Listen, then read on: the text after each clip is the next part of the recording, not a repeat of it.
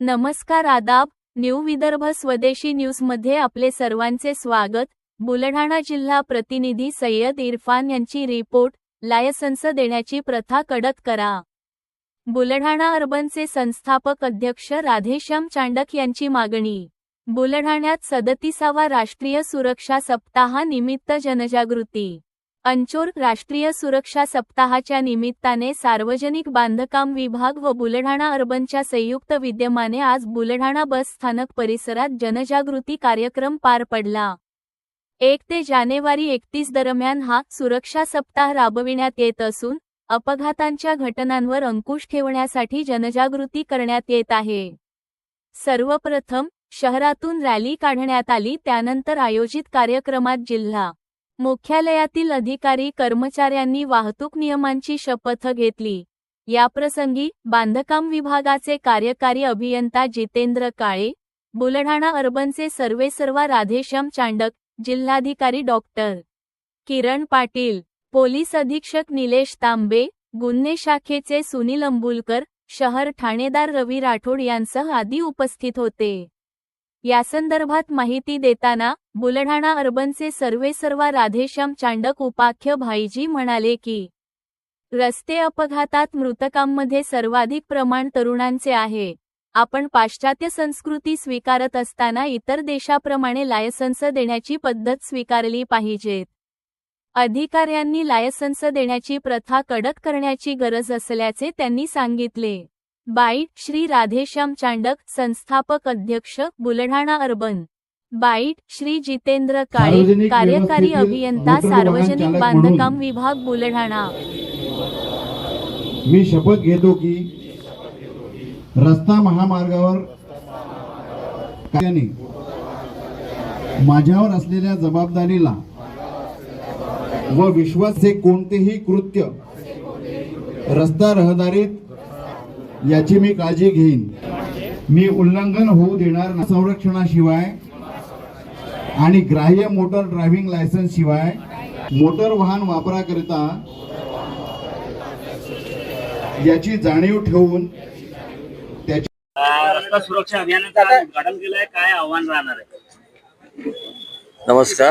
37वा राष्ट्रीय सुरक्षा सप्ताह सार्वजनिक बांधकाम विभाग बुलढाणा व बुलढाणा अर्बन कॉपरेटिव्ह सोसायटी यांनी संयुक्तपणे आज या ठिकाणी साजरा केला। त्या कार्यक्रमाच्या निमित्ताने रस्त्यावर होणारे अपघात व त्यासाठी येणारी काळजी यासाठी सगळ्यांना संदेश देण्यात आला। त्याबाबत नाट्य या ठिकाणी साजरा करण्यात आला।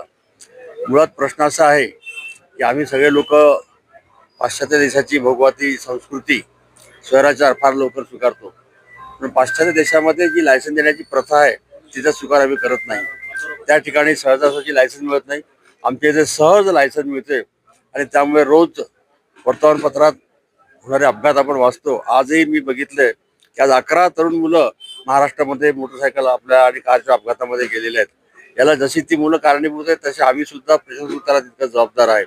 कोणी तिबलशीर गाडी चालवते, हेल्मेट वापरत नाही, दारू पिऊन गाडी चालवतात, वेग मर्यादा नाही, त्यामुळे सगळे होतात। मी आपल्या सगळ्यांना असं आवाहन करेल की आपण सगळ्यांनी, शासकीय अधिकाऱ्यांनी कुठेतरी लायसन्स देण्याची प्रथा आहे ही कडक करावी आणि रस्त्यावर ते सिग्नल्स, वाहतूक नियंत्रण याकडे विशेष लक्ष द्यावं आणि या बाबतीमध्ये जनजागृती हा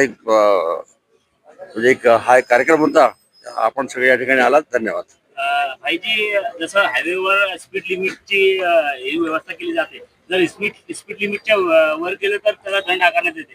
तर बुलढाणा शहरामध्ये किंवा जिल्ह्यात असे जे स्पीड लिमिटची जागा आहे तिथेही असं काही करायला पाहिजे असं काही वाटतं?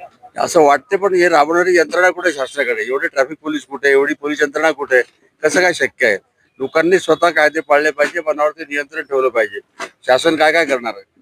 ऑटोमॅटिक सिस्टम आहे, जर लिमिटच्या वर गेलं तर ऑटोमॅटिक त्याला दंड आकारण्यात येते। असं काही झालं तर मग लोकांना माहित पडेल की आणि मला नाही वाटत शक्य एवढी मोठी यंत्रणा, एवढी मशिनरी शासन भरू शकेल, मला वाटत नाही।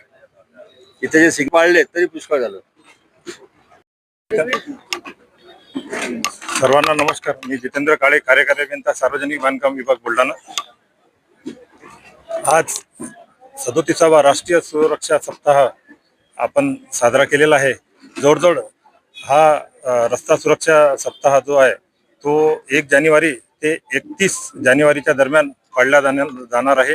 त्या माध्यमातून आपण पूर्ण जिल्ह्यात म्हणजे आमचं जे उपविभाग आहे, चिखली असो, मेहकर असो, देऊळगाव असो, त्यानंतर बुलढाणा असो, या पूर्ण यांच्या ज्युरिडिक्शनमध्ये हा सप्ताह राबवला जाणार आहे.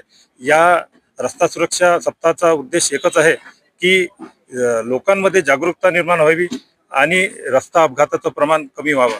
आपण जर पाहिलाय की दररोज 450 लोक मृत्युमुखी पडत आहे, तर हा आकडा कुठंतरी शून्यावर यायला पाहिजे. त्यासाठी लोकांमध्ये जे वाहन चालवतात त्यांच्यामध्ये जागरूकता होणे फार गरजेचं आहे. आपण जर पाहिलं असेल तर एक आपल्या बाजूच्या राष्ट्राचं जर आपण उदाहरण घेतलं ऑस्ट्रेलियाचं, तर ऑस्ट्रेलियाचं प्रमाण हे अत्यंत नगण्य आहे, म्हणजे 0 आहे. तर आपण सुद्धा आपल्या नागरिकांमध्ये जागरूकता निर्माण व्हायला पाहिजे. त्यामुळेच आज या सप्ताहाचं आयोजन करण्याचं शासनाला आवश्यकता पडलेली आहे.